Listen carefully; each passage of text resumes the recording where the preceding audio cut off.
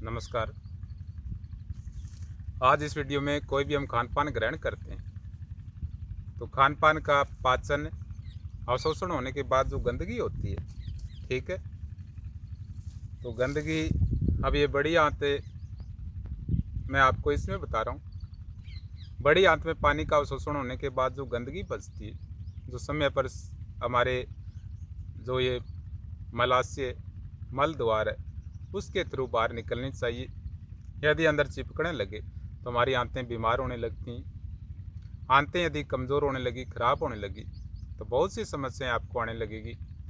हमारे अंदर vitamin B 12 होता है। विटामिन बी 12, अब ये छोटी आंत है, तो छोटी आंत में बहुत जटिल प्रक्रिया है।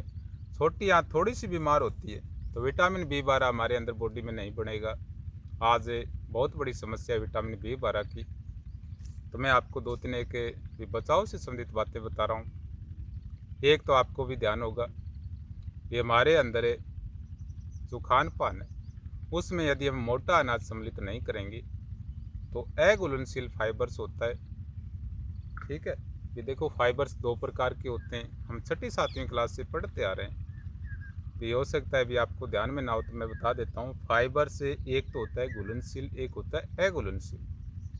घुलनशील फाइबर से हमारी आंत में जो ये पूरी आंत में ही काम देता है, यहाँ से लेकर यहाँ तक मल द्वार तक ये जो मांसपेशियाँ होती हैं, मैं थोड़ी सी ये आर नलकी भी बना लेता हूँ, ठीक है भी।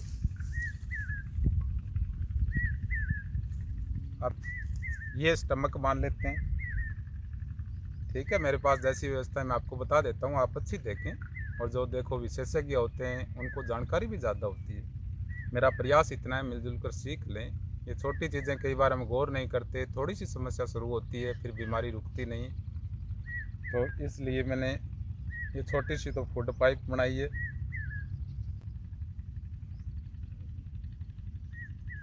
ये बना ली फूड पाइप है। अब मैं आपको ये छोटी आंत बड़ी आंत का थोड़ा सा बता देता हूँ भी घुलनशील फाइबर्स कैसे काम करते हैं। मेरा प्रयास सिर्फ 4 ही मिनट वीडियो का रहता है, तो कई बार अगर जल्दबाजी में कोई बात आपको समझ ना आए तो आप मेरे मोबाइल नंबर से बात कर सकते हैं। ये मैंने छोटी आंत लगाई है और ये बड़ी आंत थोड़ा सा आप इस तरह से बना लें, ठीक है। तो ये बड़ी आंत का जो गंदगी होती है वो यहाँ से इस प्रकार से बड़ी आंत से होती हुई मलाशय से मल द्वार से बाहर निकलती है। तो जो फाइबर्स होते हैं अघुलनशील फाइबर्स, जो गंदगी होती है अंदर पानी का अवशोषण होने के बाद जो गंदगी होती है अब इसमें, तो अघुलनशील यहाँ जो इसकी दीवार होती है आंत की अंदर की, उसमें से जिस प्रकार बर्तन मांजते हैं ये अंदर से मांजता है, ठीक है। और घुलनशील होता है वो इस गंदगी को नरम रखता है, भी कठोर नहीं होने देता। इसके अलावा भी ये बहुत महत्वपूर्ण है। हमारे अंदर जितना भी पाचन अवशोषण होता है ये फाइबर्स बहुत उपयोगी होते हैं। मैं सिर्फ सफाई की बात कर रहा हूँ, ठीक है। तो अब मैं आपको ये बता रहा था कि हमारे अंदर जो घुलनशील होते हैं उनके लिए हमें किन बातों का ध्यान रखें।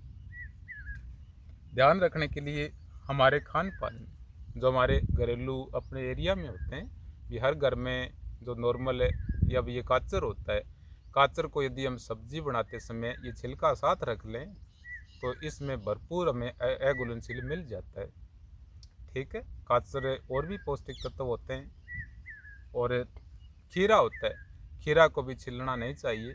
खीरा में भी छिलके में बहुत अघुलनशील फाइबर्स होता है। और सबसे बड़ी बात अपनी है मूंगरा। मूंग में यदि हम खिचड़ी बनाएं तो आजकल इसकी तासीर बड़ी ठंडी है, इस गर्मी में बड़ा काम देता है।